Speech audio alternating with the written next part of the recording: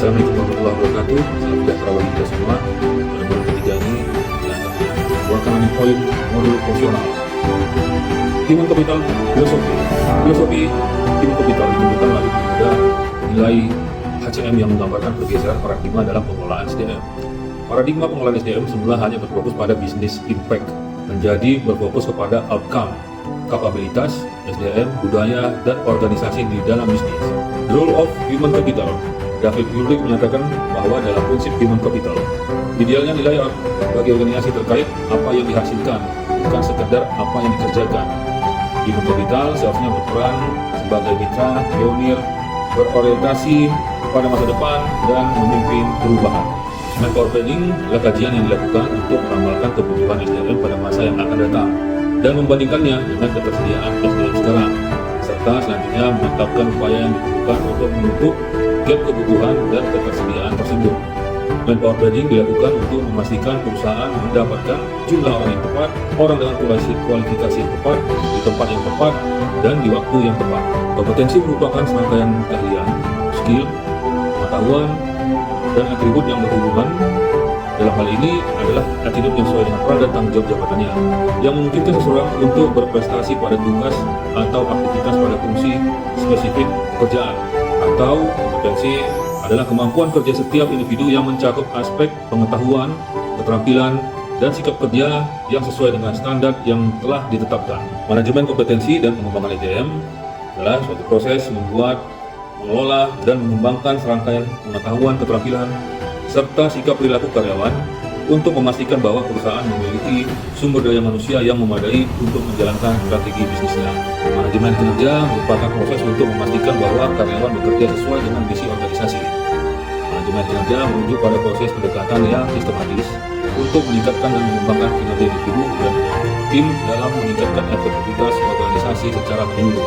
Manajemen talenta atau talent management adalah sekumpulan proses dalam pengelolaan SDM yang saling terintegrasi dengan tujuan untuk menarik, mengembangkan, dan mempertahankan anggota yang berkompeten, berkomitmen, dan berkinerja untuk mempertahankan pertumbuhan organisasi. Ruang lingkup manajemen talenta mulai dari hulu hingga hilir, yaitu menemukan kebutuhan organisasi dalam daya tarik organisasi untuk menarik talenta-talenta terbaik, merencanakan pengembangan sesuai dengan strategi bisnis organisasi, hingga merencanakan strategi retensi agar talenta tersebut memberikan kontribusi jangka panjang bagi organisasi. Manajemen talenta akan memastikan kemampuan organisasi dalam mengisi posisi-posisi kunci future leader dan posisi yang mendukung kompetensi inti organisasi. Manajemen karir adalah serangkaian aktivitas pengelolaan karir karyawan untuk mengatur perpindahan jabatan karyawan sehingga perusahaan akan mendapatkan suksesor atau pengganti yang memiliki kualifikasi, kompetensi, dan pengalaman yang sesuai dengan setiap posisi atau jabatan. Tujuan utama dari manajemen karir adalah untuk menjamin organisasi mendapatkan karyawan yang memiliki kualifikasi yang tepat untuk memiliki suatu jabatan. Selain itu, manajemen karir juga ditujukan untuk menjaga dan mengelola kepuasan serta motivasi kerja karyawan. Human Resource Information System merupakan infrastruktur pendukung dengan memanfaatkan sistem teknologi informasi dalam pelaksanaan aktivitas pengelolaan SDM di perusahaan, dengan tujuan mengolah data dan kegiatan yang berkaitan dengan SDM melalui sistem yang tersentralisasi.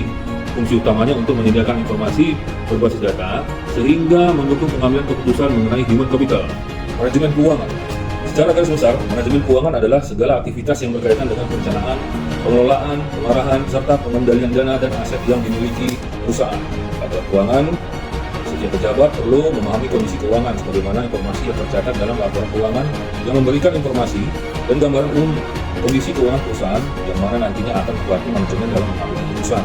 Adapun laporan keuangan yang disusun sebagai standar akuntansi adalah laporan posisi keuangan, laporan laba rugi, laporan arus kas, dan laporan perubahan ekuitas. Setiap perusahaan mempunyai laporan keuangan yang disusun untuk memenuhi kebutuhan internal perusahaan yang standar pengukuran dan penyajian ditentukan oleh masing-masing perusahaan seperti cost report, revenue report, dan unit profitability report.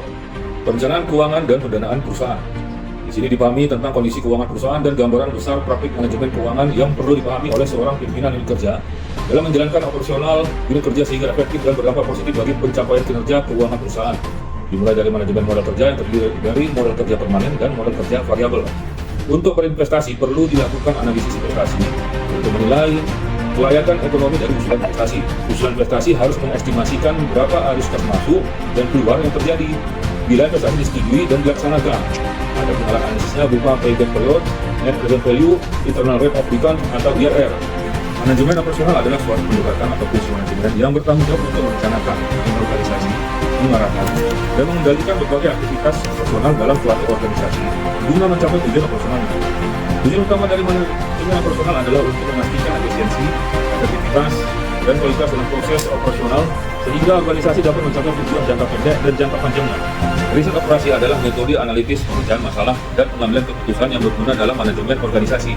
Dalam riset operasi, masalah dipecah menjadi komponen-komponen dasar dan kemudian dipecahkan dalam langkah-langkah yang ditentukan melalui analisis matematis. Proses riset operasi secara garis besar dapat dipecah menjadi langkah-langkah berikut, yaitu pertama, mengidentifikasikan masalah yang perlu dipecahkan. Kedua, membangun model seputar masalah yang menyerupai dunia nyata dan variabelnya. Ketiga, menggunakan model untuk mendapatkan solusi terhadap masalah. Empat, menguji setiap solusi pada model dan menganalisis keberhasilannya. Yang kelima adalah menerapkan solusi pada masalah sesungguhnya. Demikian pada modul ini. Terima kasih.